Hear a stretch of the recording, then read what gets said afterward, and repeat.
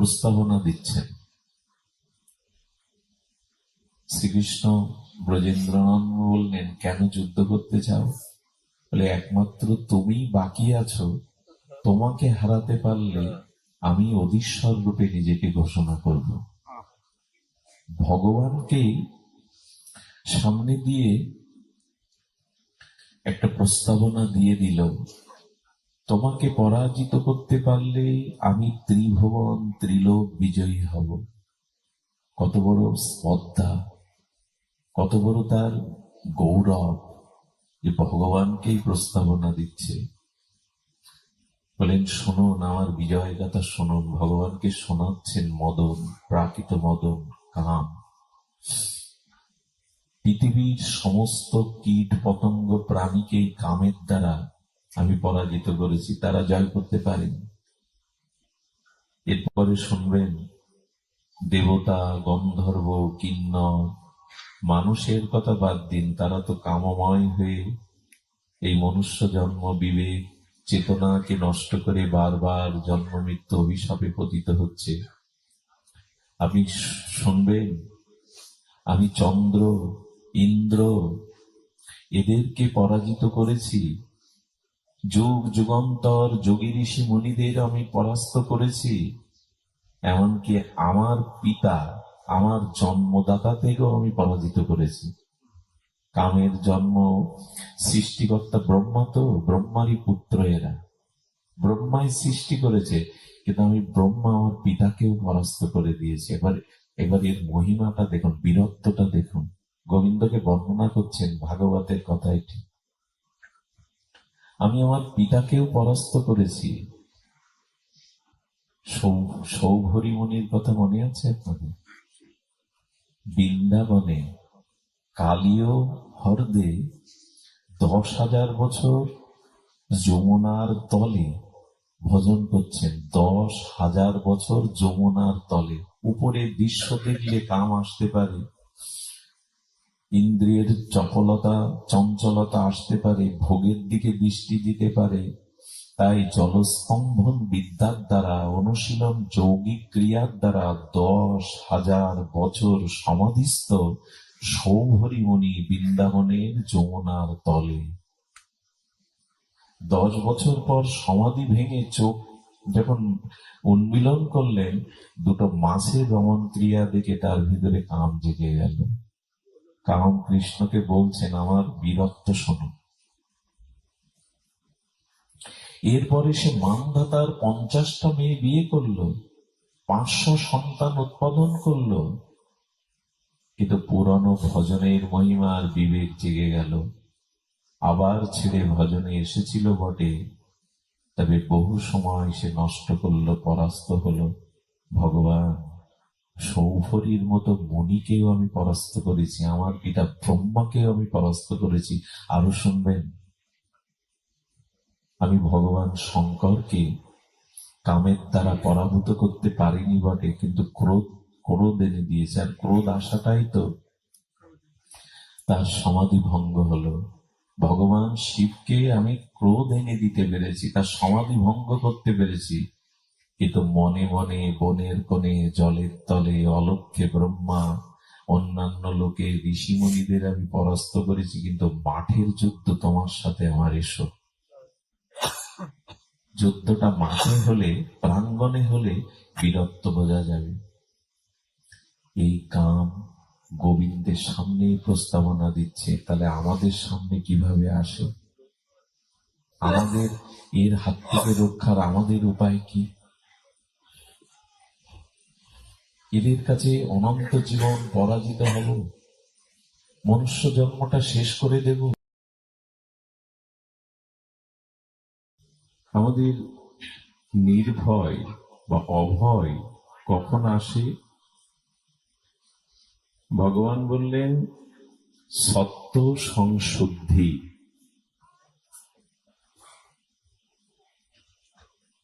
আমার সত্তা বা চিত্ত বা মন যখন শুদ্ধ হয়, তখনই আমাদের অভয় আমরা প্রাপ্ত হতে পারি। মন শুদ্ধ, সত্তা শুদ্ধ, সং সত্য শুদ্ধি। এই জন্য মনশুদ্ধি খুব প্রয়োজন। দুর্ভাগ্য আমার, কাপড়ে ময়লা লাগলে পরিষ্কার করতে হয়, এটা কাউকে উপদেশ দিতে হয় না। আমার দেহে কোনো ধুলাবালি আবর্জনা লাগলে এটা বিধৌত করতে হয়, এটাও কারো কাছে উপদেশ নিতে হয় না।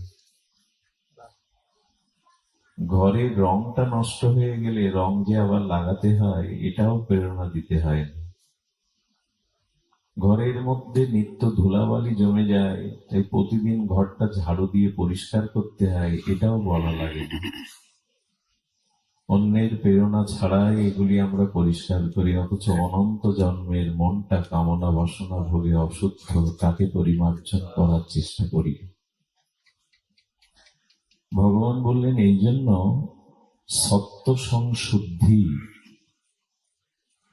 আমাদের ভেতরটা শুদ্ধ হওয়া খুব দরকার। আমি আসতে গিয়ে আমাদের প্রাণের মানুষগুলি, তাদের বলছিলাম ভগবান কর্মের দিকে দৃষ্টি দেন না, আপনি কত বড় বা ছোট কর্ম করছেন। আমি যাগ যজ্ঞ পূজা অর্চন ধূপ ধীপ ছোট বড় কি কর্ম করছেন, ওই বাচ্চাগুলিকে সরান ওখান থেকে। আপনারা কি কর্ম করছি এটি ভগবান দৃষ্টি দেন না,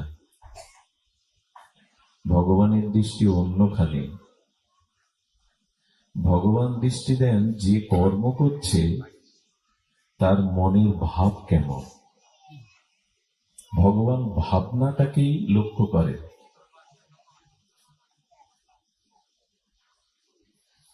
ভাবগ্রাহী জনার্দন কিনা,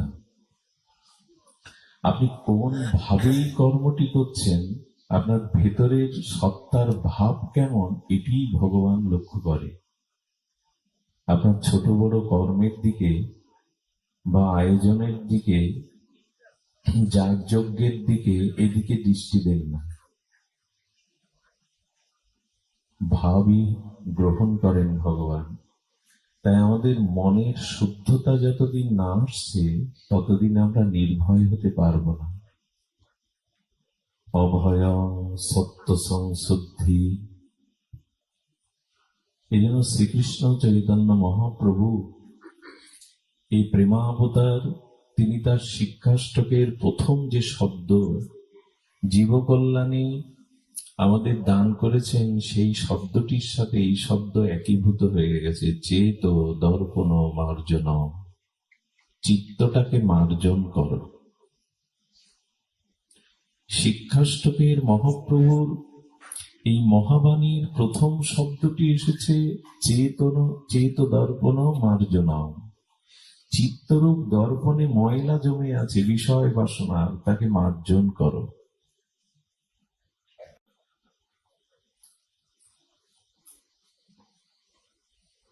ভগবান মনে যদি ভোগ বাসনা অসৎ বৃত্তি থাকে, তার পরিণতি ভগবান জানিয়েছেন, কিন্তু আমরা সতর্ক হইনি। আমাদের মনে এত ব্যথা কেন জানেন? তাও বৃথা ব্যথা। আমাদের মনের ব্যথাগুলো হলো বৃথা ব্যথা, সার্থক ব্যথা আমাদের জাগে না মনে। বৃথা ব্যথা আর সার্থক ব্যথা কেমন? আরো সহজ করে যদি ঠাকুর মশাইয়ের ভাবে বলি, আন ব্যথা আর সার্থক ব্যথা। আমার টাকা হলো না, আমার সংসার মনের মতো হলো না, আমার স্ত্রী পুত্র আমার মনোমতো হয়নি, যা চেয়েছি তা পাইনি, এটা আন ব্যথা, ব্যর্থ ব্যথা। মনুষ্য জন্ম পেয়ে রাধারানীর ভজন হলো না, এটাই হলো প্রকৃত ব্যথা, এটাই হলো ব্যথা, সার্থক ব্যথা। ভজন হলো না, মহাপ্রভুর চরণকে অনুরাগে ভালোবাসতে পারলাম না, এমন সুযোগ পেয়ে বিবেক পেয়েও নিজের উদ্ধার করতে পারলাম না। এই ব্যথা প্রকৃত ব্যথা। আমরা যে ব্যথায় জড়ো, সে ব্যথা দেহ, স্ত্রী, পুত্র না পাওয়ার জন্য। সংসারে মনের মতো কিছু পাইনি, এ ব্যথায় আপনাকে আরো দুর্বল করে দেবে, ধ্বংস করে দেবে। কিন্তু হে রাধে, তোমার চরণ ভজন হলো না, এ ব্যথা আপনাকে অনেক উপরে তুলে দেবে। এই জন্য ব্যথা নিয়েই সংসারে আছি আমরা। মহাপ্রভু এই জন্য চিত্তশুদ্ধির জন্য বলেছে, দেখো দুটো একটি কাটা বিদীর্ণ হলে এত জড়ো হয় শরীর, ব্যথা জড়ো হয়। অনন্ত কামনা বাসনা মনে যদি বিদ্ধ থাকে, তার হৃদয়ে কত ব্যথা। একটি কণ্ঠ কাটার ব্যথায় জড়ো হয়ে যায় শরীর। তাহলে অন্তরে যাদের কামনা বাসনার অসংখ্য জন্ম জন্মান্তরের বাসনার কাটা বিদ্ধ হয়েছে, তারা কত যন্ত্রণা পাচ্ছে। পাখিটা তো বৃক্ষের শাখায় বসে গাইছিল, কিন্তু তীরন্দাজ শিকারী পাখির বুকে তীর বিদ্ধ করে দিল। তীর বিধা পাখি আর গাইবে না গান, আর গান গায় না, ছটফট করতে থাকে। আমাদের মনে ওরকম কামনা বাসনা তীর বিধে আছে, চিত্তটা শুদ্ধ না।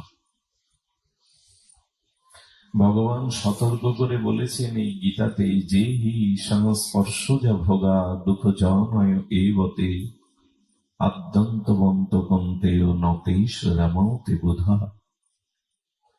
কি মার্মিক শ্লোক।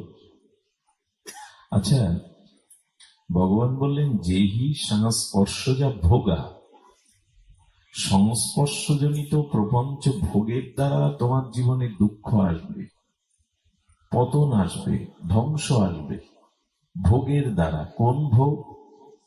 সংস্পর্শজনিত ভোগ। তিনি আমিও যেন যা বলছি তা ভাবনায় চরিত্রে নিতে পারি, এইটুকু শুভদৃষ্টি দিবেন। আচ্ছা, 5 তলা 10 তলায় উঠতে গেলে লিফটে, সিঁড়িতে, অসুস্থ হলে হুইল চেয়ারে, বৃদ্ধ হলে লাঠি দিয়ে অন্যের সহযোগিতায় উঠতে হয় কিনা? উঠতে হয় কিনা? এত আয়োজন। যদি বলে 10 তলা থেকে আমি পড়ে যাব জানলা দিয়ে, কোনো আয়োজন লাগে কি? সিঁড়ি লাগে? কোনো মানুষের ধরা লাগে আমি পড়বো বললে? পড়াটা না খুব সহজ। 10 তলায় উঠুন, লিফট, সিঁড়ি, কোনো ব্যক্তির সহায়তা, হাতে পায়ে বল না থাকলে হুইল চেয়ার, কত কি। যদি বলেন 10 তলা থেকে নিচে পড়বো, কিচ্ছু লাগবে না। ভগবান যেন বললেন, মনুষ্য জন্ম থেকে পতন হওয়া খুব সহজ, খুব দ্রুত পতন হতে পারবে, কিন্তু পতন হয়ে না, নিজেকে উদ্ধার করো। আর যদি তা করতে চাও, তবে চিত্তটা শুদ্ধির জন্য ভোগের দিকে আর দৃষ্টি দিও না। এই ভোগ তোমাকে ফেলে দেবে। কি মজার কথা দেখুন, সাঁতার শিখতে গিয়ে অনেকে পারে না। সাঁতার শিখতে অনেকেই চেষ্টা করে, সকলেই পারে, অনেকেই পারে না। কিন্তু সাঁতার শিখবার জন্য যদি আপনাকে এতটা অনুশীলন পরায়ণ হতে হয়, ডুবে মরার জন্য কোনো অনুশীলন করা লাগে? কেউ ডুবে মরবে, তার জন্য অনুশীলন লাগে কি? এই ভব সংসারে ডুবে মরা খুব সহজ, কোনো অনুশীলন লাগবে না। শুধু ভোগের দিকে দৃষ্টি দাও। যদি ভোগের দিকে তোমার ইন্দ্রিয় দৃষ্টি চলে যায়, ডুবে মরতে কারো সহায়তা লাগবে না, ট্রেনিং লাগবে না। কিন্তু সাঁতার কাটতে গেলে, ভেসে থাকতে গেলে অনেক অনুশীলন করতে হবে তোমার। আসুন না আমরা বাঁচি, আমরা এই সংসারে আর যাতে ডুবে না মরি। এই জন্য ভগবান বলছেন, সত্তা সংশুদ্ধি, মনের শুদ্ধতা আনো। সারা জীবন এই ধর্মপথে এলাম, অনেক কিছু করলাম বটে, মনশুদ্ধি হলো না। ভাগবত বললেন, তোমার কিছুই হয়নি, কিছুই হয়নি, নিজেকে ঠকিয়েছ, আরো কত জন্ম ঠকতে হবে। আমাদের শুভঙ্করকে বা খোকনটাকে একদিন আমি বলছিলাম, সাদা কাপড় পরে তিলক পরে যখন এ পথে এসেছি, আর যেন পেছনে তাকাতে না হয়। অর্থ, যশ, খ্যাতি, পূজা প্রতিষ্ঠার জন্য এ পথে যেন কেউ না আসে। এই পথটাকে কলঙ্কিত করা হবে, নিজেকেও ঠকানো হবে। এই পথটাকে যেন আমরা কোনো মাধ্যম না করি, নিজের চাওয়া পাওয়া ভোগ বিলাসের মাধ্যম না করি। খুব বেশি ভগবানকে কষ্ট দেয়া হয়, এই ধর্মকে বড় কলুষিত করা হয় যদি এই পথ গ্রহণ করে। এক আচার্য বলেছিলেন, ভক্তি মানে কি জানো? কি মার্মিক তত্ত্ব কথা। বলে, ধর্ম, অর্থ, কাম, মোক্ষ এগুলি যেমন তোমার ভজনে স্থান পাবে না, তারই নাম ভক্তি। এই চারটি যখন তুমি ছাড়তে পারবে, এরই নাম ভক্তি। যদি ধর্ম করতে হয়, তাহলে এই চারটিকে আগলে ধরো। ধর্ম, অর্থ, কাম, মোক্ষ, তখন ধর্ম হবে, ভক্তি হবে না। যদি ভক্তি চাও, এই চার থেকে ছাড়তে হবে। তা কি আর আমি পারি? আমার দ্বারা তাকে আর ছাড়া হলো? এখনো যশ, খ্যাতি, প্রতিষ্ঠা, অর্থের লোভ ভেতরে রয়ে গেছে। এই পথটাকে আমি কলঙ্কিত করছি, এই পথটা সদ্ব্যবহার করছি না। আচ্ছা, খুব করজোরে আমাদের চরণে একটা নিবেদন করি। আমাদের জীবনে বহুবার কাম, ক্রোধ, লোভ এসেছে। একটু বুকে হাত দিয়ে বলুন না, ওরা হেরেছে না আমি হেরেছি? আর কত হারবো বলুন? আর কত হেরে যাব? বারবার হারবো, বারবার কর্মফল ভোগ করব। ভগবান বললেন, এদের বিরুদ্ধে যুদ্ধে জিতে যাও, ওদের কাছে সর্বদা হেরো না, তাহলে সব শেষ হয়ে যাবে। কতবার কাম, ক্রোধ, লোভ আমার সামনে জীবনে আসলো, আমি একবারও জিততে পারলাম।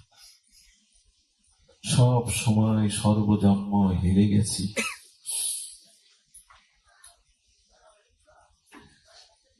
এই জন্য এই ভাগবত কেন জানেন? সাধু সঙ্গের এই আয়োজন কেন জানেন? এই কাম, ক্রোধ, লোভ এই জীবনে আমাদের সাথেই আছে, যেন বারবার ওদের কাছে হেরে না যায়, দু একবার জিতে যায়। এই জন্য ভাগবত, এই জন্য সাধু সঙ্গ। ওদের কাছে যেন বারবার না হারি। পরাজয়টা মঙ্গলের না, হেরে যাওয়াটা মঙ্গলের না। মাঝে মাঝে নিজের কাছে প্রশ্ন করি, আর কত হারবি, আর কত পরাজয় বরণ করবি? এই যে কাম, ক্রোধ, লোভ বারবার জিতে যায়, বারবার আমি হেরে যাই। এই সাধু সঙ্গ, শ্রীগুরু চরণাশ্রয়, হরিনাম আশ্রয়, ভাগবত আশ্রয় কেন জানেন? এরা আমাকে বল দেয়, বিবেক দেয়। সেই বল আর বিবেকের দ্বারা যেন আমি ওদের হারাতে পারি, ওদের কাছে জয়ী হতে পারি। কাম, ক্রোধ, লোভ এটি থাকা অন্যায় নয়। জগতে যারা আমরা এসেছি, এটি প্রয়োজন। কিন্তু ভগবান বলছেন, এদের উপরে তোমার প্রভাব থাকুক, ওরা তোমার প্রতি যেন প্রভাব ফেলতে না পারে। কামের কথা বলি, যেটা আমাদের ধ্বংস করে দিচ্ছে এই দুর্লভ বিবেক, মনুষ্য জন্ম। কাম, তার গর্ব অনেক। বৃন্দাবনে শ্রী গোবিন্দের সামনে এসে মদন দাঁড়িয়েছে, কাম দাঁড়িয়েছে। খুব মন দিয়ে শুনুন, প্রসঙ্গটা বড় মর্মস্পর্শী। কাম এসে বলছেন, আমি তোমার সাথে যুদ্ধ করতে চাই।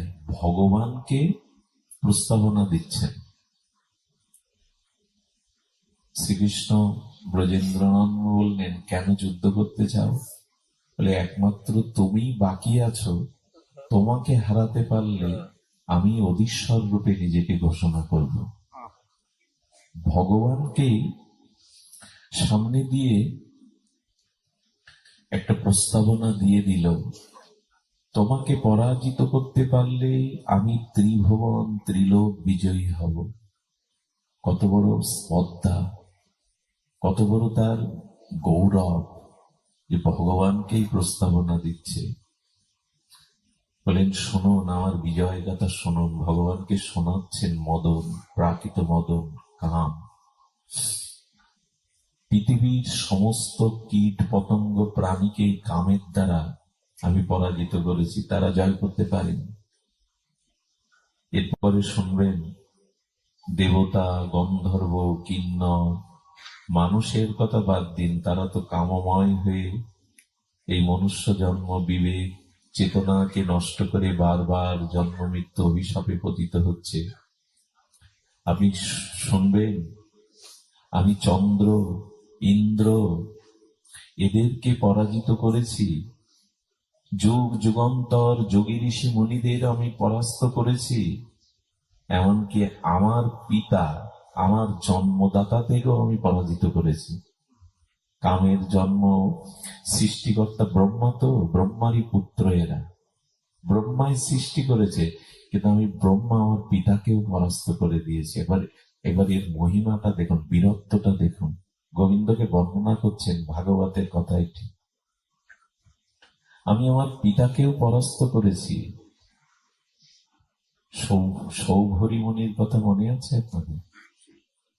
বৃন্দাবনে কালীয় হ্রদে 10,000 বছর যমুনার তলে ভজন করছেন। 10,000 বছর যমুনার তলে। উপরে দৃশ্য দেখলে কাম আসতে পারে, ইন্দ্রিয়ের চপলতা চঞ্চলতা আসতে পারে, ভোগের দিকে দৃষ্টি দিতে পারে। তাই জলস্তম্ভন বিদ্যার দ্বারা, অনুশীলন যৌগিক ক্রিয়ার দ্বারা 10,000 বছর সমাধিস্থ সৌভরী মুনি বৃন্দাবনের যমুনার তলে। 10 বছর পর সমাধি ভেঙে চোখ যখন উন্মিলন করলেন, দুটো মাছের রমণ ক্রিয়া দেখে তার ভিতরে কাম জেগে গেল। কাম কৃষ্ণকে বলছেন, আমার বীরত্ব শোনো। এরপরে সে মানধাতার 50টা মেয়ে বিয়ে করলো, 500 সন্তান উৎপাদন করলো। কিন্তু পুরনো ভজনের মহিমার বিবেক জেগে গেল। আবার ছেড়ে ভজনে এসেছিল বটে, তবে বহু সময় সে নষ্ট করলো, পরাস্ত হলো। ভগবান, সৌভরীর মতো মুনিকেও আমি পরাস্ত করেছি, আমার পিতা ব্রহ্মাকেও আমি পরাস্ত করেছি। আরো শুনবেন, আমি ভগবান শঙ্করকে কামের দ্বারা পরাভূত করতে পারিনি বটে, কিন্তু ক্রোধ এনে দিয়েছে। আর ক্রোধ আসাটাই তো তার সমাধি ভঙ্গ হলো। ভগবান শিবকে আমি ক্রোধ এনে দিতে পেরেছি, তার সমাধি ভঙ্গ করতে পেরেছি। কিন্তু মনে মনে বনের কোণে, জলের তলে, অলক্ষ্যে ব্রহ্মা, অন্যান্য লোকে ঋষিমুনিদের আমি পরাস্ত করেছি। কিন্তু মাঠের যুদ্ধ তোমার সাথে আমার, এসো। যুদ্ধটা মাঠে হলে, প্রাঙ্গণে হলে বীরত্ব বোঝা যাবে। এই কাম গোবিন্দের সামনে প্রস্তাবনা দিচ্ছে, তাহলে আমাদের সামনে কিভাবে আসে? আমাদের এর হাত থেকে রক্ষার আমাদের উপায় কি? এদের কাছে অনন্ত জীবন পরাজিত হব, মনুষ্য জন্মটা শেষ করে দেব। কিন্তু ওর মধ্যে যদি শান্তি পাওয়া যেত, কামের মধ্যে যদি, কিন্তু পতঙ্গগুলো আগুনের রূপে ঝাঁপ দিয়ে তো পুড়ে মরে, শান্তি পাওয়ার আশায় যায় কিন্তু পুড়ে মরে। কামের দ্বারা আজ পর্যন্ত কেউ শান্তি পায়নি, তো ভোগের দ্বারা কারো শান্তি তো আসেনি।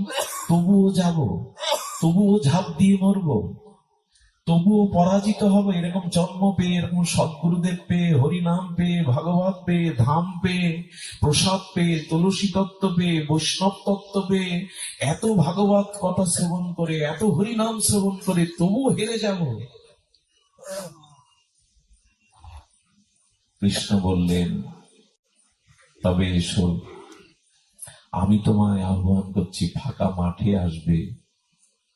পূর্ণ শারদের পূর্ণিমার চন্দ্রে গোপী সাথে আমি গোপীনাথ, সেই মধুর শারদ পূর্ণিমার রাত্রে যমুনা পলিনে তুমি এসো।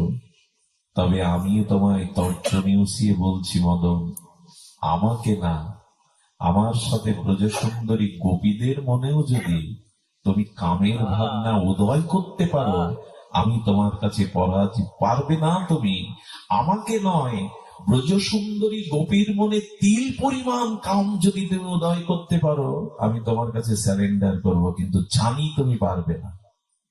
এ কথাটা কেন বললেন?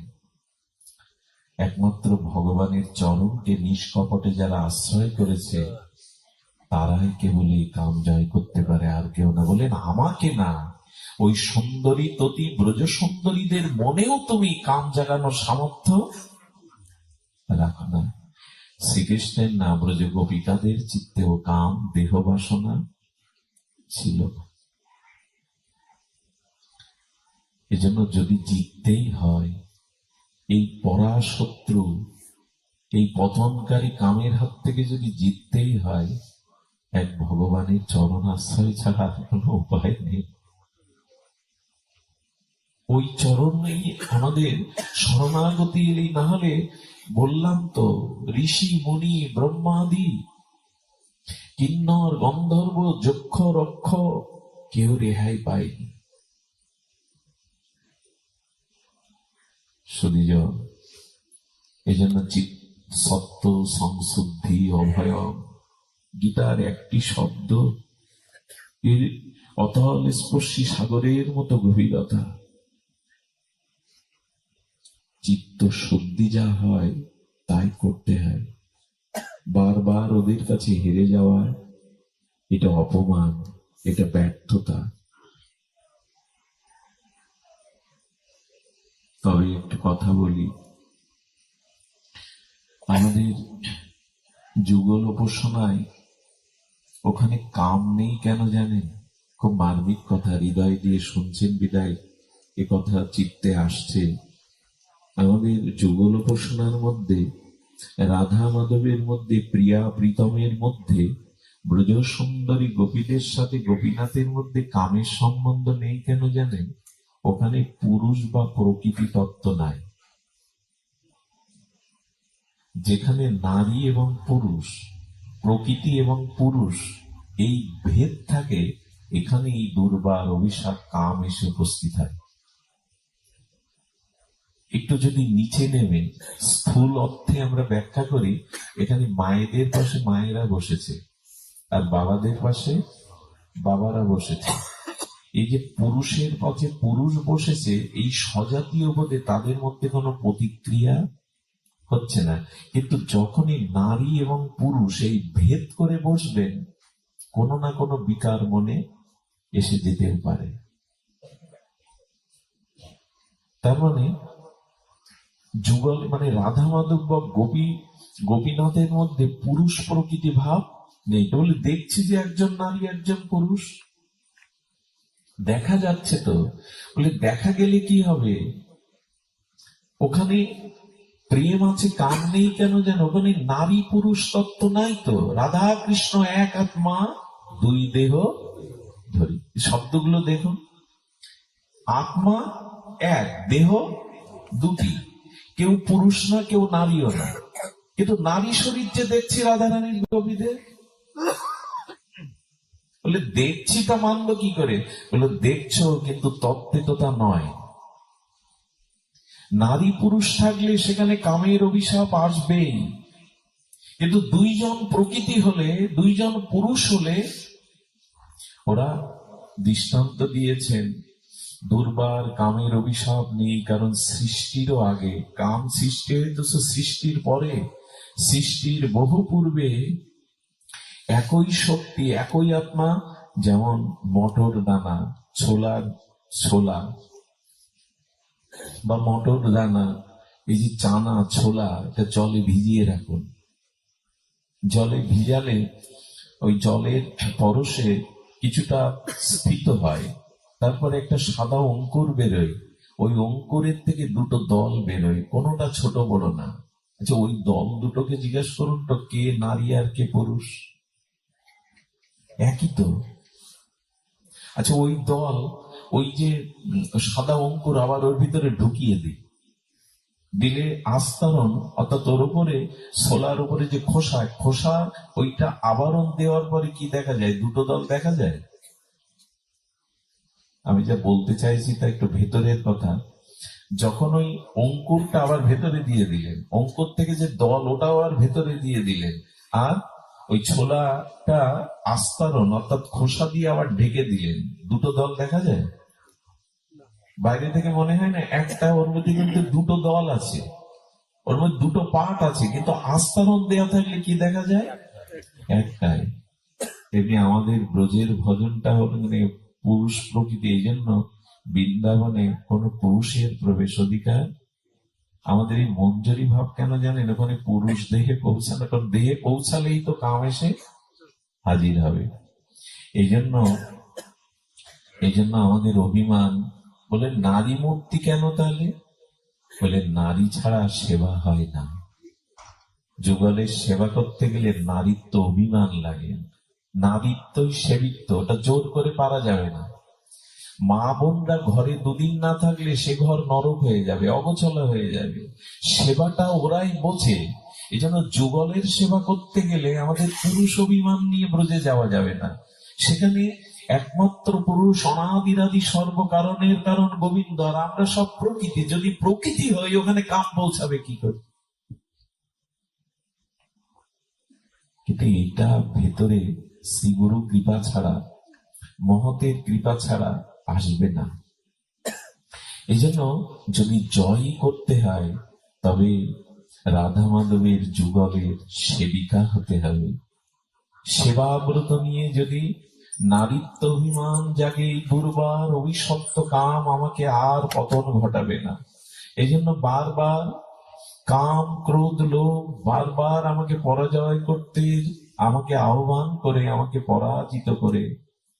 কিন্তু সেই দিনই আমরা এদেরকে পরাজয় করতে পারবো যেদিন গুরু কৃপায় নিষ্কপটে আমার চিত্ত শুদ্ধি ভগবানের ভজন আসবে। কেমন জানেন? লক্ষ্যহীরা পারেনি। ব্রহ্মাকে পরাস্ত করেছিল কাম, কিন্তু সেই ব্রহ্মা যখন হরিদাস ঠাকুর হয়ে এসে নাম আশ্রয় করে মহাপ্রভু চরণাশ্রয় করলেন, তখন লক্ষ্যহীরা বলল, আমি হেরে গেলাম ঠাকুর। আমি আমার রূপ যৌবনের ডালি সাজিয়ে এসেছিলাম 3 রাত্রে, কিন্তু হেরে গেলাম আমি। হরিদাস ঠাকুর হারালো, তার নাম, তার কৃপায়, গুরুদেবের মহিমায় আমরা কবে হারাবো? এদের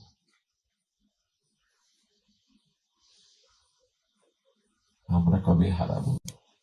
শুধু কি তাই? ফলিয়ায় গঙ্গার তীরে, এখনো ফলিয়াতে যাবেন, সেখানে গঙ্গার যে শোভা। কীর্তিবাস যিনি রামায়ণ লিখে বাঙালিকে অনেক উচ্চ উন্নত স্থানে নিয়ে গেছেন, সেই কীর্তিবাসের জন্মস্থান ফলিয়াতে, যেখানে ঠাকুর হরিদাসের গোপা। আমাদের বন্দনীয় শ্রীচরণ মুরারি মোহন দাস বাবাজি জায়গাটা গ্রহণ করে সংস্কার করেছেন। ফুলিয়াতে সেই পূর্ণিমা রাত্রে স্নিগ্ধ জ্যোৎস্না পলাবিত সেই সুরধনী গঙ্গার নির্মল বাতাবরণে গুফার মধ্যে বসে ঠাকুর হরিদাস একান্তে অন্তর্মনা হয়ে হরিনাম করে চলেছে। মায়া দেবী যিনি ব্রহ্মাকে পরাস্ত করেছেন, দেব ঋষি যক্ষ রক্ষককে পরাস্ত করেছেন, তিনি মোহিনী রূপ ধরে নুপুরের ধ্বনি তুলে অপরূপ রূপে শৃঙ্গার করে সেই সুরধনী গঙ্গার তীরে তার রূপের মাধুর্য ভাসিয়ে দিলেন। কিন্তু না, ঠাকুর হরিদাসের দৃষ্টি একবারও সেই রূপের দিকে, মায়ার দিকে যায়নি। কেন যায়নি জানেন? হরিনামের মধ্যে যারা যুগল মাধুর্যকে হৃদয়ে ধারণ করেছে, তারা বাইরের মাধুর্য তাদের কাছে নয়ন ধরবে না তো। ওই রূপের মাধুর্য যাদের নয়ন কোণে একবার লেগেছে, অন্য রূপ তাদের আর নয়নে ধরবে না। আর ওই রূপ দেখার জন্য দৃষ্টিটাই গুরুদেব আমাকে দিয়েছিলেন, জ্ঞানাঞ্জন শলাকায়া। তো ওই দৃষ্টি জাগেনি, ওই দৃষ্টি জাগেনি। মায়াদেবী পরাভূতা হয়ে ঠাকুর হরিদাসের চরণে পড়লেন, ঠাকুর এই মোহিনী রূপ নিয়ে আমি জগৎকে পরাস্ত করেছি, সবাইকে আমি আমার পরাভূত করেছি, পারলাম না শুধু তোমাকে। ঠাকুর এর কি অনুরাগের মহিমা, দাও সেই নাম আমায় দিয়ে আমাকে ধন্য করো। কাম প্রেমে রূপ নিয়ে নিল। কথাগুলো বলছি বটে, কিন্তু কবে হৃদয়ে এই ভাবনা আসবে যে কাম আমি বারবার তোমার কাছে পরাজয় বরণ করব না। কিন্তু শক্তিটা দেবেন হরিনাম, শক্তিটা দেবেন মহাপ্রভু, শক্তিটা দেবেন সাধুগুরু বৈষ্ণব। কেমন জানেন, এই যদি জয় করতে চান, এই কাম জয়ের মন্ত্র, কাম জয়ের ঔষধ আছে সাধুদের কাছে। আপনাদের মনে আছে পিঙ্গলার কথা? ভাগবত চরিত্রে পিঙ্গলা বেশ্যা ছাদের উপরে সারা রাত দাঁড়িয়ে দাঁড়িয়ে নিজেকে সুন্দর করে রং চকমকে সাজিয়ে পরপুরুষের অপেক্ষা করছে। সারা রাত উকি মেরে দেখছে, এই বুঝি কেউ এলো, এই বুঝি কেউ আমার দুয়ারে এলো। ভোর হয়ে গেল, কোন পুরুষ তার দুয়ারে আসেনি। ওটাই তার পেশা, ওটাই তার বৃত্তি। হঠাৎ করে তার ভোরবেলা সূর্যের অরুণোদয়ের মতো তার হৃদয় যেন পরিষ্কার হয়ে এক ভাবনা জাগলো। সারা রাত সেজে গুজে পরপুরুষের দিকে চেয়ে থাকলাম, কেউ এলো না। এই রাতটা যদি পরম পুরুষের জন্য চেয়ে থাকতাম, যদি পরম পুরুষের জন্য চেয়ে থাকতাম, পর পুরুষ না পেয়ে আমি পরম পুরুষ পেয়ে যেতাম। আমার কি মনে হয় জানেন, এই ভাবনাটা ওর এতদিন জাগেনি কেন, আজ জাগলো কেন?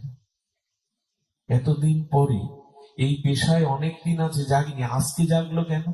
কেন জেগেছে জানেন? খুব অদ্ভুত ঘটনা। এর আগের দিন, মানে রাতটা চলে গেছে, ওই দিন সন্ধ্যায় এক মহাত্মা ওই পথ দিয়ে যেতে গিয়ে ক্লান্ত হয়ে গেছিলেন। আর পতিতার দোতলার নিচে, নিচের তালার ফুলের বাগান করা ছিল। আর তো অর্থের অভাব নেই, দাস দাসে দিয়ে ফুলের বাগানটা পরিষ্কার করে রেখেছিল। সাধুর এই মহাত্মার মনে হলো, এইখানে রাতটা কাটিয়ে একটু যদি ভগবানের ভজন করতে পারতাম। ফুলের বাগানের মধ্যে, ফুলের বাগানের মধ্যে সারা রাত গোবিন্দের চরণ চিন্তা হরিনাম করেছে। আর ওর সত্তার, ওর চিত্তের ওই নাম মহিমা বাতাসে পিঙ্গলা হৃদয়ে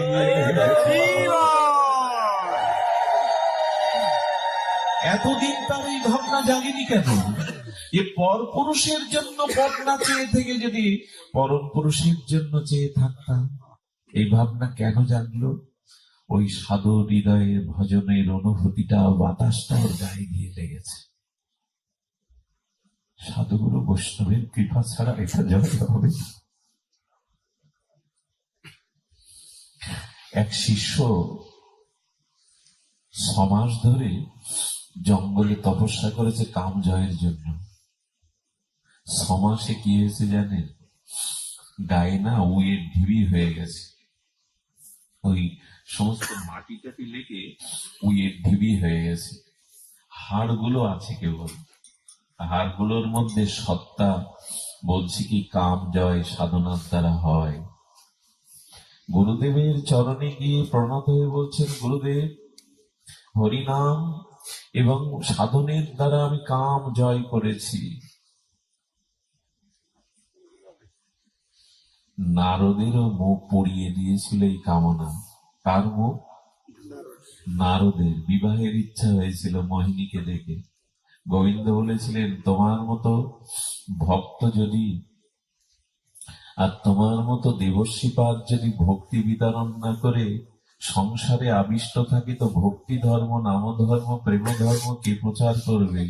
তাই কামের চিন্তা জাগাতে ভগবান বাঁচানোর জন্য তাকে হনুমানের, পোড়া হনুমানের মুখ দিয়ে দিয়েছিলেন, লোকের কাছে অপমানিত হতে।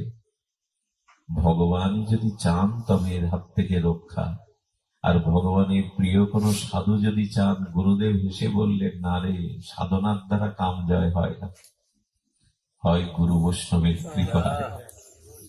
কথাটিও মেনে নিতে পারল না। আমি তো সমাজ সাধন করে অনুভূতি এনেছি যে কাম জয় সাধনার দ্বারা হয়, আমার ভিতরে কাম নাই। গুরুদেবের কথাটা ঠিক ঠিক মেনে নিতে পারলেন না। এর 3 মাস পরে দুর্বার, এই দুর্জেয় শত্রু, মহাশত্রু কাম জেগে গেল। 3 দিন উপবাস থেকে ঘরের দুয়ার দিয়ে পড়ে থাকলেও তবু কাম যায়নি। এই দুর্বার কামনা বাসনা নিয়ে পতিতালয়ে চলে গেল। পতিতার হাতে স্বচ্ছ জলের গ্লাস দেখে পতিতার মুখের দিকে তাকিয়েছে। কামদৃষ্টি দিয়ে তাকাবার সাথে সাথে পতিতার মুখপানে চেয়ে দেখছে পতিতা নয়, শ্রী গুরুদেব দাঁড়িয়ে আছে। গুরুদেবের বদন দেখছে 2 চোখে, এখানে গুরুদেবই দাঁড়িয়ে আছে। লুটিয়ে পড়ে গেলেন, ওইখানেই পড়ে গেলেন মূর্ছিত হয়ে। চেতনা ফিরলে শ্রী গুরু চরণকে জড়িয়ে ধরে বললেন, আপনার কৃপা ছাড়া কাম জয় হবে না। আমি ভুল বলেছি, সাধনার দ্বারা কাম জয় হয়। এজন্য সাধু সঙ্গ, শ্রী গুরুদেবের কৃপা কেন জয় হয় জানেন? এগুলি তাদের কৃপা ছাড়া হয় না। এই জন্য আমাদের ব্রজ ভজনটা হলো এই কাম জয়ের মন্ত্র। ক্রোধ বা লোভ এইভাবে জয় হয় যদি সাধুগুরুর কৃপায় কাম কৃষ্ণ আরাধনে যায়, লোভ সাধুসঙ্গ হরিকথায় যায়, আর ক্রোধ যদি ভক্ত বিদ্বেষী জনের উপরে প্রয়োগ হয়, তবে এদের হাত থেকে আমরা জয়ী হতে পারবো। কাম কৃষ্ণ আরাধনে, ক্রোধ ভক্ত দেশী জনে, লোভ সাধুসঙ্গ হরিকথায়। লোভ যদি সাধুসঙ্গ হরিকথাতে হয়, নিষ্কপট শ্রদ্ধা যদি সাধুগুরু চরণে হয়, তবে এর হাত থেকে আমরা নিষ্কৃতি পেতে পারি। আমি বলেছিলাম, উঠতে সহযোগিতা লাগে, 10 তলা থেকে পড়ে যেতে কারো সহযোগিতা লাগবে না, পড়ে গেলেই শেষ। সাঁতার শিখতে গিয়ে অনেকেই শিখতে পারি না, সাঁতার শেখা অনেকের ভাগ্যে হয় না। কিন্তু ডুবে মরার জন্য কোনো কিছু অনুশীলন শিক্ষা লাগে না, ডুবে মরার জন্য কোনো অনুশীলন, কোনো বিদ্যা অর্জন করা লাগে না, ডুবে মরা যায়। তেমনি এই কাম কামনা বাসনায় আর কবে পরাজিত হবে? বারবার এইভাবে ডুববো, বারবার এইভাবে মরবো, বারবার এইভাবে পরাজিত হব। হ্যাঁ, এই জন্য সাধু সঙ্গ, এই জন্য হরিনাম, এই জন্য ভাগবত, যার দ্বারা আমরা নিজেকে জয় করতে পারি। অভয়ম সত্য সংশুদ্ধি, এই জন্য চিত্ত শুদ্ধির বড় প্রয়োজন। সেটি যদি করতে চাও, বাহ্যিক এই আড়ম্বর ত্যাগ করে যথাযথ সরল হৃদয়ে, নিষ্কপট হৃদয়ে সাধুগুরু বৈষ্ণবের চরণ আশ্রয় করো, শুদ্ধ ভক্তের অনুরাগের কৃপা যাচনা করো।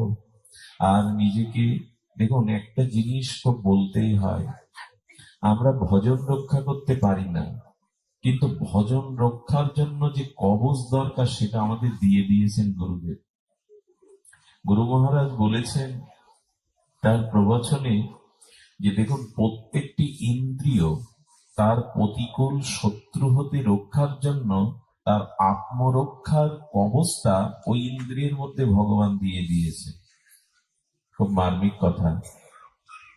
দৃষ্টান্তে গুরু মহারাজ বলেছেন যে চোখ ধূলিকণা বা কোনো আবর্জনা ঝড়ে বা এমনিতেই ওপর থেকে এসে আমার চোখে পড়ে যাতে না পড়ে, এই জন্য চোখ আত্মরক্ষার জন্য, প্রতিকূল বস্তু থেকে আত্মরক্ষার জন্য চোখের মধ্যেই শক্তিটা দেওয়া আছে। চোখ পলক পড়ে যায়, ধুলা আসছে, বাতাস আসছে, চোখে কিছু পড়বে, বুদ্ধিপূর্বক ফেলা লাগে না, চোখে পলক পড়ে না, ওইটা আসতে দেয় না।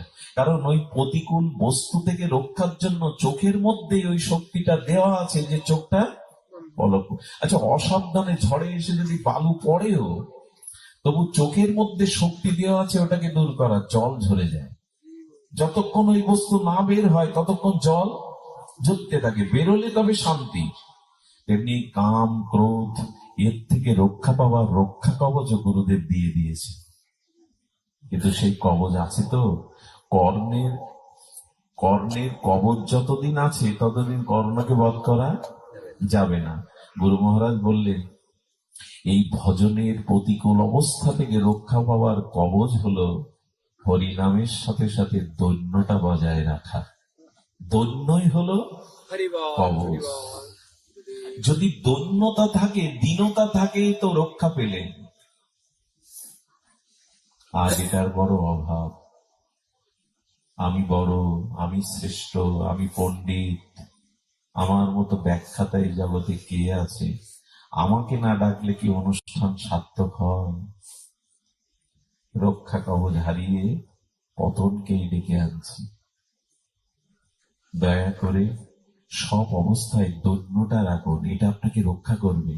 ওই চোখে কিছু পড়লে যেমন জল ছেড়ে দেয়, ওই জল ওই ধুলাবালিকে বের না করা পর্যন্ত শান্তি পায় না, তেমন যতদিন তুমি দৈন্য না আনবে ততদিন তোমার মধ্যে দৈন্য যদি দেখতে হয়, গৌড়ীয় আচার্যদের দিকে তাকান। একবার এক সাধু যাচ্ছে, দোতলা থেকে না একজন এটো জল ফেলে দিয়েছে, মাথায় জল ফেলে দিয়েছে। ওনার জায়গায় যদি আমি থাকতাম, না জানি কি করতাম। কি করলেন জানেন? গায়ের ওড়না দিয়ে জলটা মুছে নিলেন। ও অপেক্ষা করছে ও কি বললে তার প্রত্যুত্তর দেব। তো ওর দিকে আর চোখে না, করুণার দৃষ্টিতে, প্রেমের দৃষ্টিতে হেসে তাকালেন। বললেন, আপনি হাসছেন, এটা জল ফেললাম, ভিজে গেলেন, হাসছেন, কিছু বললেন না? বললেন, বলিনি। এই জন্য তুমি গরম জল ফেলে আমার শরীরটাকে পুড়িয়ে দিতে পারতে, অন্তত তাও তো দেওনি। গরম জল ফেলে তো শরীরটা পুড়িয়ে দিতে পারতে, তা তো দাওনি। আমি ওইটাই দেখেছি। কিছু মনে নেবেন না। সারা পৃথিবীতে এখন লোকক্ষয়, রক্তক্ষয় হচ্ছে, যুদ্ধ বিগ্রহ, সংসারে সমাজের কারণ কি জানেন? দৈন্য না থাকা, আমি বড়, এই অভিমান অহংকার সারা পৃথিবীকে ধ্বংসের মুখে দাঁড় করিয়ে দিয়েছে। আমাদের পরিবার সংসারতায়, আমাদের ভজনতায়, আজকে ভজন জগতায় প্রতিযোগিতায় নেমে গেছে। কে কত বড়, কে কত বড় পণ্ডিত, কে কত বড় ব্যাখ্যাতা। খবরদার, এই পথটা দৌড়ের নয়, প্রতিযোগিতার নয়, এটি দৈন্যের। শ্রীমান মহাপ্রভু প্রকাশানন্দ সরস্বতী সবাই গেছে।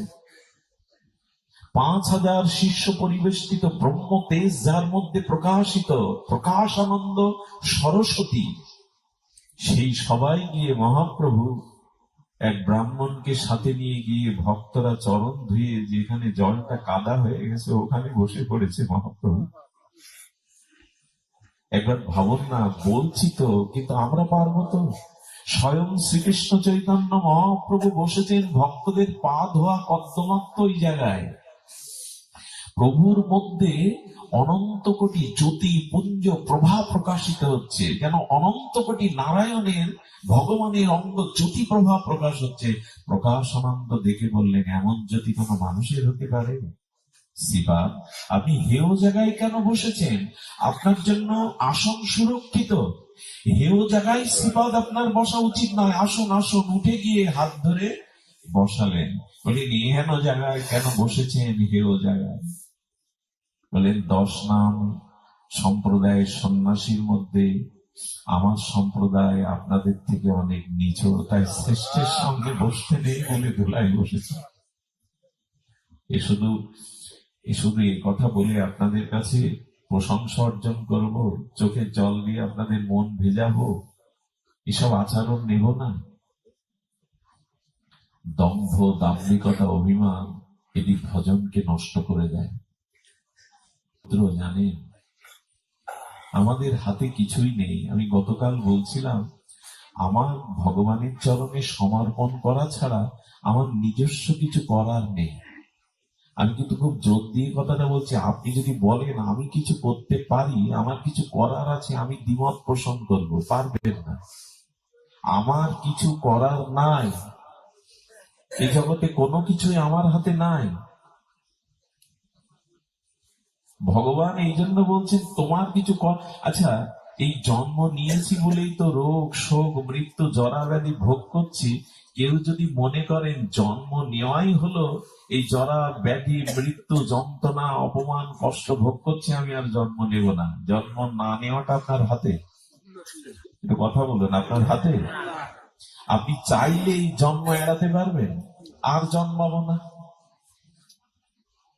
এটা আমাদের হাতে না। পিতা যখন মায়ের গর্ভে আমাকে জন্ম দিচ্ছে, তখন পিতার ওই পিতৃ সত্তার মধ্যে হাজার হাজার শুক্রাণু থাকে, একটা মার গর্ভে প্রবেশ করে, তার দ্বারা আমার জন্ম হয়। আর যেগুলো নির্জীব হয়ে মারা যায়, আমি ওর মধ্যে যদি থাকতাম। ভগবান চেয়েছিলেন তাই জন্ম হয়েছে, আমার হাতে জন্ম নাই তো। আচ্ছা, মৃত্যু, মৃত্যু আমার হাতে?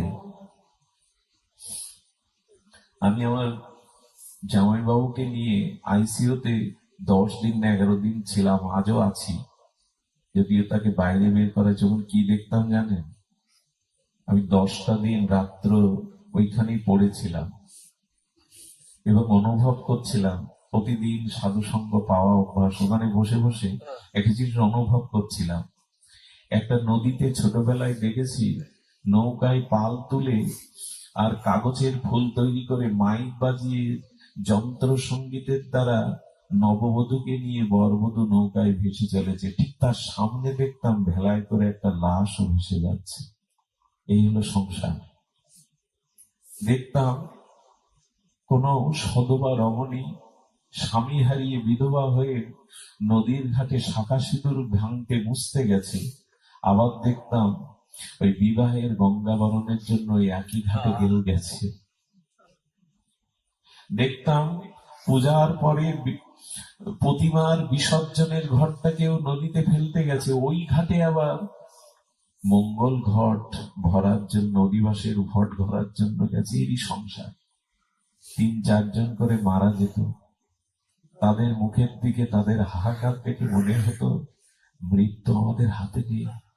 10-12 জন মিলে আড়ালে কাঁদত, ঈশ্বরের কাছে আকুতি জানাতো। ডাক্তারের জন্য কত প্রচেষ্টা, কত চেষ্টা, সব বিফল। আমার কদিন ধরে আমি পাঠে মাঝে মাঝে বলতাম, মাঝে মাঝে যদি ছোট নরক দেখতে যান তো হাসপাতালগুলোতে যাবে। তো সেই কথাটা পাঠে বলতে বলতে আমারও ভাগ্যে এসে গেল, উপলব্ধি করতে গিয়ে দেখলাম মৃত্যু আমাদের হাতে নাই। কি আছে আমাদের হাতে বলতে পারে? এই জন্য যত সম্ভব না দ্রুত ভগবানের চরণে সঁপে দিয়ে বলুন, আমি তোমার চরণে স্মরণ দিলাম, যা করার তুমি করো, আমার হাতে কিছু নেই, আমার দ্বারা কিছু হবে না।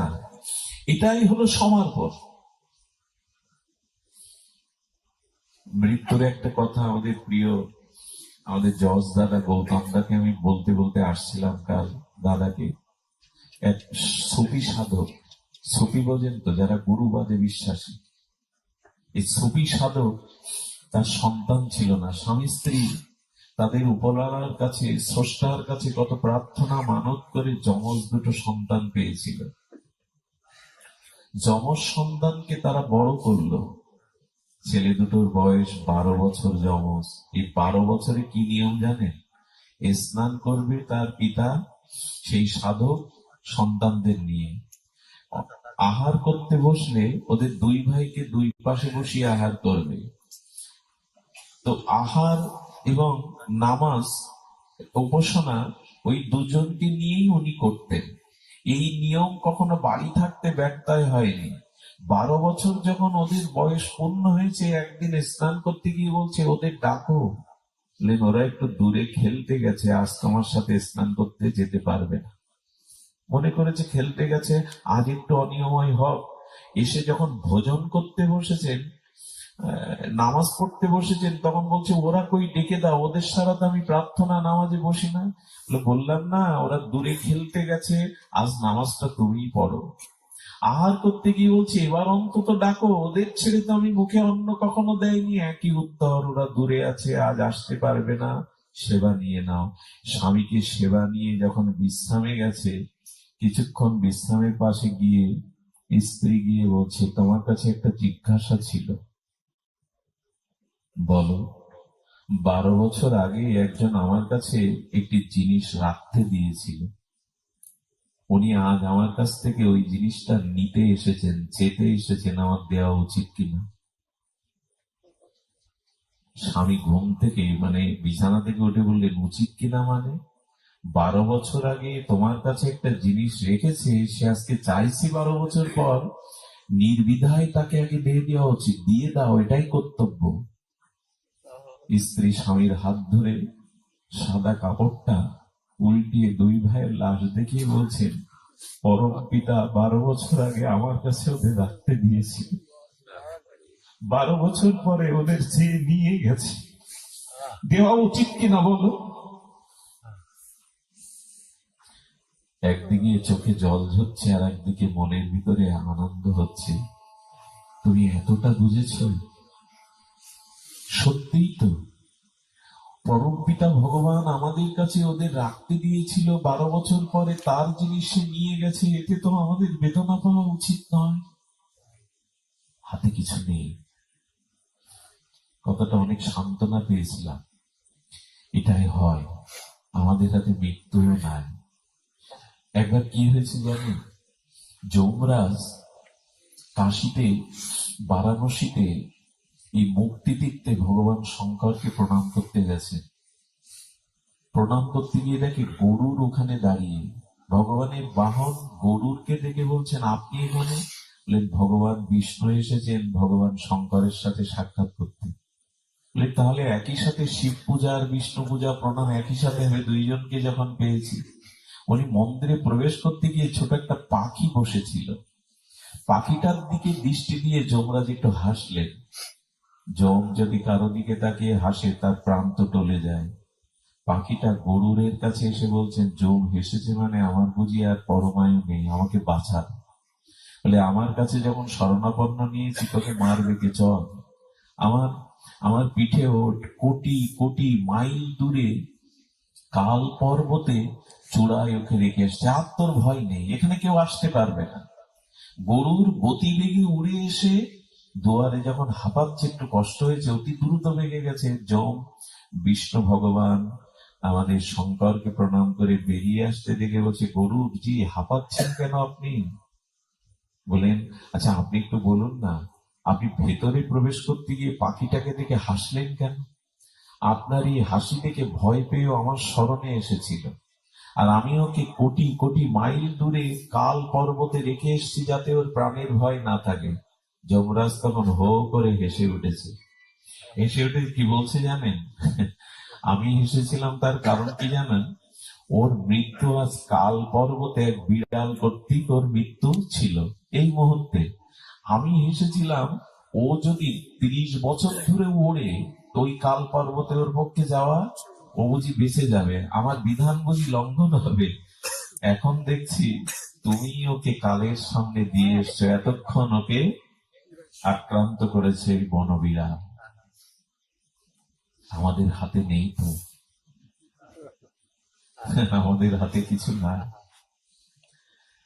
একই কথা অনেকবার আসে, তবু যদি আমাদের শিক্ষায় আসে, মনে পড়ে ব্যাসদেবের একজন শিষ্য ছিল, কৃষ্ণদেব বেদব্যাসের নাম দাস। এই দাসের মনে হঠাৎ একটা কৌতূহল জাগলো, আপনি তো ভগবান, ভগবানের জ্ঞানমূর্তি, আপনি বলুন না আমার মৃত্যুক্ষণ কখন? ব্যাসদেব হেসে বললেন, এসব জেনে লাভ নেই, ভগবানকে স্মরণ করো। আমরাও মাঝে মাঝে ঠকি। ঠকি কেমন জানেন? অন্তকালে চ মামি বা সারনামুক্ত কলেবরম, এই শ্লোক পড়ে আমরাও মাঝে মাঝে মনে করি মৃত্যুর সময় ভগবানকে ডাকলে উদ্ধার হব, কিন্তু ভুলিয়ে ফেলি মৃত্যুর সময় কখন এটা জানতে। মৃত্যুর সময় কখন? আচ্ছা, শ্মশানে বসে দেখেছেন? কেওড়াতলা মহাশ্মশান যদি ইন্ডিয়াতে যান বা আমাদের কোনো শহরে, অনেকগুলো লাশ দিনে আসে, একটা না, এটা গ্রামের শ্মশান না? আচ্ছা, শ্মশানে গিয়ে দেখবেন সবাই কি বৃদ্ধ হয়ে ওখানে যায়, না যুবকও যায়, শিশুও যায়? অন্তকালটা আসলে কখন, এটাই তো ভুলিয়ে ফেলি, যে মরবো কখন, অন্তকাল কখন। গোবিন্দ অন্তকাল বলেছেন, কিন্তু যদি আর মৃত্যুর সময় না, মৃত্যুর সময়, আচ্ছা অপারেশন করার আগে বড় কোনো অপারেশন ডাক্তার অবাস করে কিনা, তেমনি মৃত্যুর সময় একটা অপারেশন হয়, এই দেহ থেকে আত্মাটা বের করে আনা হয়, জম বের করে আনে। এটার থেকে বড় অপারেশন, ওটা তো হাত কাটে, ওটা তো হার্ট অপারেশন করে একটা জায়গায়, ওখানে পুরো শরীরে অপারেশন চলে। কতটা অবাস হয়ে যায়, তখন আর ভগবানের স্মরণ থাকবে? একটা অবাস করা ইঞ্জেকশনে যদি অপারেশন করলেও বুঝতে না পারি, ওই সময় অপারেশনটা জম করতে আসে, হাতে চোখে দেহের সমস্ত অঙ্গগুলো বিকল হয়ে যায়, না আসবে কি করে স্মরণ? আসবে না। এই জন্য অন্তকাল বলতে যেন এরকম ভেবে না বুঝি শেষের দিনে চমক দেখিয়ে ভগবানকে ডাকতে ডাকতে। অজামিলের দৃষ্টান্ত সব জায়গায় দিবেন না, অজামিলের দৃষ্টান্ত সব জায়গায় নেবেন না, যে অজামিল মৃত্যুর সময় পুত্রকে ডাকলো না, এই দৃষ্টান্ত সবার জন্য না। এই জন্য ব্যাসদেব বলছেন, মৃত্যুর ক্ষণের চিন্তা না করে ভগবানকে স্মরণ করো। অন্তকাল সর্বশয় বলে না, আপনি ভগবান আমার কৌতূহল মিটান, আপনি জানান। ভগবান বললেন, আচ্ছা মৃত্যুর সংবাদ আমি কি জানাবো, বিষ্ণুর কাছে চল। ভগবান বিষ্ণু বলছেন, আমি পালন কর্তা, মৃত্যুর দায়িত্ব আমি হাতে নেইনি, আমি দিয়ে দিয়েছি। আচ্ছা সংহার কর্তা শিব, চলো তো ওনার কাছে যাই, ওর মৃত্যুটা আমিও জেনে আসি। বিষ্ণু, ব্যাসদেব, দাস চলেছেন ভগবান শঙ্করের কাছে। শঙ্কর বললেন, প্রভু আমি সংহার করি বটে, কিন্তু মৃত্যুর দেবতা তো যমরাজ, আর তার আগে ব্রহ্মার কাছে যাওয়া উচিত, উনি সৃষ্টিকর্তা, উনি প্রজা সৃষ্টি করেছেন, ওনার কাছে চলুন। শিব ঠাকুরকে নিয়ে বিষ্ণু এলেন, দাস এলেন, বেদব্যাস এলেন। কয়জন হলো? 4 জন। ব্রহ্মার কাছে আসলে 5 জন হলো। ব্রহ্মা বলল, হ্যাঁ সৃষ্টি আমি করেছি, কিন্তু আমার এই মৃত্যুর দায়িত্বটা যমের কাছে দেওয়া, যমরাজের কাছে, চলুন ওকে নিয়ে যায়। কজন হলো? 6 জন।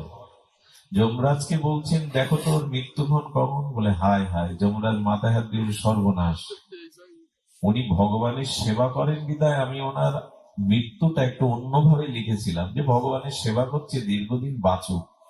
কি লিখেছিলেন? যেদিন ব্রহ্মা, বিষ্ণু, মহেশ্বর, ব্যাস, যম আর দাস এই 6 জন এক জায়গায় হবে, সেই ক্ষণে ওর মৃত্যু হবে।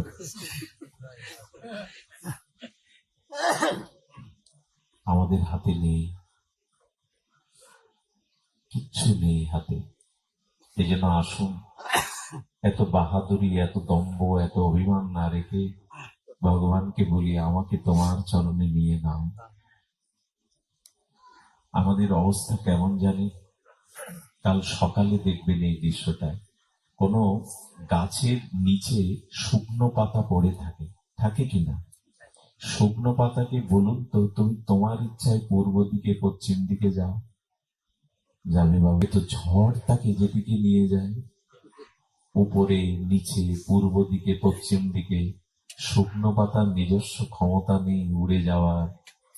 ঝড় তাকে যেদিকে, বাতাস তাকে যেদিকে নিয়ে যায়, তেমনি গোবিন্দকে বলুন, আমি শুকনো ঝরা পাতার মতো, আমাকে তুমি যেদিকে নিয়ে যাবে আমার গতি সেই দিকে। তা আমি শুকনো পাতা হয়ে তোমার উপরে দিয়ে দিয়েছি ভার, আমাকে তুমি যেদিকে নিয়ে যাবে আমি সেদিকে যাবো। আমার অন্য কোনো গতি নাই। এজন্য গোবিন্দকে বলা হয় অগতিরও গতি। কোন গতি যখন নাই, তখন আমি তোমার গতি, শেষ গতি, অন্তিম গতি। আমি অগতির গতি না, অন্তিম গতিও আমি। তাকে ভালো না বেশি বড় ভুল হয়ে যাচ্ছে। তাকে ভজন না করে, তাকে মনে স্থান না দিয়ে বড় ভুল করে বারবার হেরে যাচ্ছি, বারবার পরাজয় বরণ করছি, বারবার এই জন্ম মৃত্যু চক্র, অভিশাপ, কর্মফল ভোগ করছি। কবে এর থেকে নিষ্কৃতি পাবো? উপায় একটাই, তোমার হাতে কিছু নেই। ঝরা পাতার মতো সঁপে দাও, সঁপে দাও। ছোটবেলায় পুতুল নাচ দেখতে গেছি আমি। পুতুলের বিয়ে হয়, পুতুল নৃত্য গীত করে, পুতুল সংসার সাজায়, পুতুল হাসি দুঃখের, কষ্টের, দুঃখের, সুখের অভিনয় করে। কিন্তু তখন জানতাম না যে পুতুল নাচতে পারে না, পুতুল সুখ দুঃখের অভিনয় করতে পারে না। অন্তরালে থেকে পুতুলগুলোকে কেউ সাজিয়ে নাচায়। তেমনি হে গোবিন্দ, আমিও প্রাণহীন পুতুলের মতো আমাকে নাচাও তুমি। এই রঙ্গমঞ্চে তুমি আমাকে নাচাও। আমি তোমার হাতে আমার রশি দিয়ে দিয়েছি, জীবন রশি দিয়ে দিয়েছি, তুমি আমাকে নাচাও। তবে যদি নাচাতেই হয়, কামনা বাসনায় না নাচিয়ে ভজনে নাচাও, সাধু সঙ্গে নাচাও, যেন জীবনটা ধন্য করতে পারি। সাধু সঙ্গে আমাকে নাচাও। সঁপে দে। এই সঁপে দেওয়ার মধ্যেই আছে আনন্দ, সঁপে দেওয়ার মধ্যেই আছে আনন্দ। আমাদের কিছু করার নাই, আমরা কিছু করতেও পারবো না। অনেক কিছু ভাবি, অনেক কল্পনা পরিকল্পনা করি, তোমার ইচ্ছা যা তাই হয়। সব শেষে একটা কথা বলে পাঠ বিশ্রাম রোগী ফিরে যেতে হবে। অসুস্থ রোগী রেখে খুলনা থেকে আসা, আজ 15-16টা দিন সেভাবে পাঠে যাওয়া হয়নি। একটু ব্যথাও ছিল, যে বারবার চোখে জল আসছে। ওই কারণে মাছ তো জল ছাড়া বাঁচে না। হরিকথা সাধু সঙ্গ ছাড়া যারা একবার এই রস পেয়েছে না, তাদের আর অন্য কিছু ভালো লাগার কথা না, অন্য কিছু ভালো লাগে না। সব থেকে সমর্পণ কেন করবে জানেন? কথাটি বড় হৃদয় স্পর্শী কথা। যে যথামাং প্রবদন্তে স্থানস্ততৈব ভজং মহম। ভগবান এমন একটা কথা গীতায় বলে দিয়েছেন, যে আমাকে যেভাবে ভজে আমি তদনুরূপ ভজন তাকে করি। আবার বলি, যে আমাকে যেভাবে ভজে তদনুরূপ ভজন আমি তাকে করি।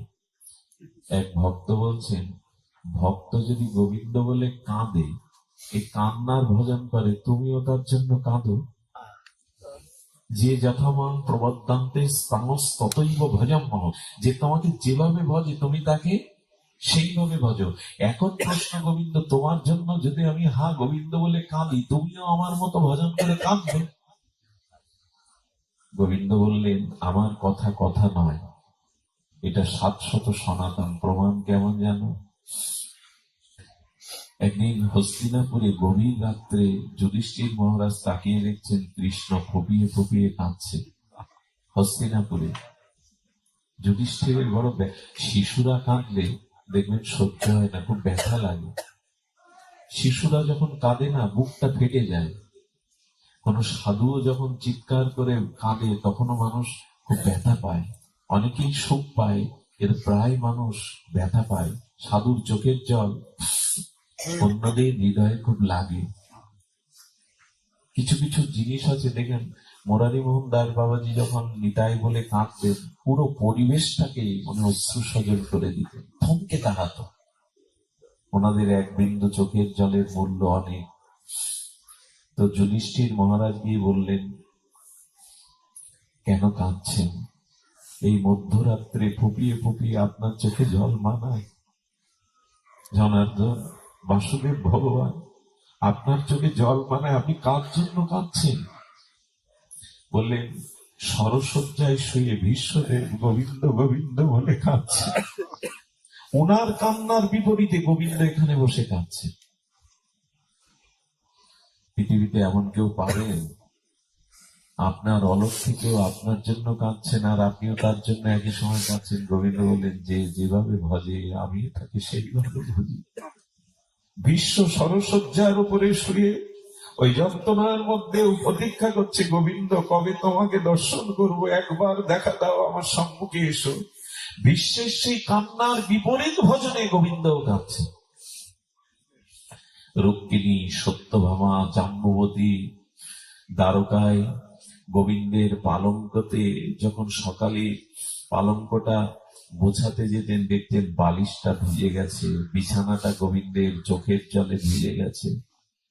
মাঝে মাঝে রুক্মিণী সত্যভামা দেখত গোপী গোপী বলে, রাধা রাধা বলে গোবিন্দকে বের উদ্ধবের উদ্ধবের হস্তটি হাতের মধ্যে নিয়ে গোবিন্দ বললেন, আমি পারি না। গোপীরা যখন আমায় স্মরণ করে ক্রন্দন করে, তখনই গোবিন্দ ওই রুদ্ধ দুয়ারে স্বর্ণ পালঙ্কের মধ্যে বালিশ ভিজিয়ে তিনিও কাঁদেন।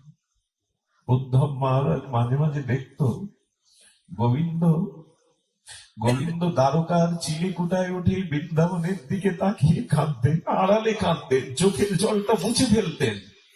প্রিয় উদ্ধব অন্তরঙ্গ কিনা তার কাছে লুকাতে পারতেন না। ভগবানের জন্য যে কাঁদে, ভগবান ওই ভজন বিপরীতে তার জন্য কাঁদে। এবং দরদিকে ভজন না করে আমরা বড় ভুল করছি।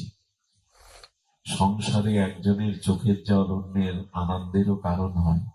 ভালো হয়েছে, হওয়া উচিত ছিল। কিন্তু কেউ যদি গোবিন্দ বলে কাঁদে, তার জন্য গোবিন্দ ততোধিক। আরো মহাপ্রভু কি বলেছিলেন জানেন? বৃন্দাবনে বা প্রিয় ভক্তদের কাছে আমি ঋণী, তারা আমার জন্য ক্রন্দন করেছে, সেই ক্রন্দন পরিশোধের জন্য আমি গৌর হয়ে রাধা রাধা বলে ভক্ত ভাব অঙ্গীকার করে কেঁদে ওই ঋণ শোধ করব। এই জন্য গোবিন্দের জন্য বিরহ ব্যথা অশ্রুসল যদি জাগে, তবে জানবেন বিপরীতে ভগবানও আপনার জন্য কাঁদছেন। এমন প্রেমময়কে, এমন দরদিকে জীবনে ভালো না বেশে, হৃদয়ে স্থান না দিয়ে, তার চরণে নিজেকে সমর্পণ না করে আর যেন পুনরায় মহৎ বিনষ্টি ভুল না করি, এইটুকু নিবেদন রেখে আপনাদের মঙ্গল কামনা করে আজ এখানেই পাঠ বিশ্রাম করছি।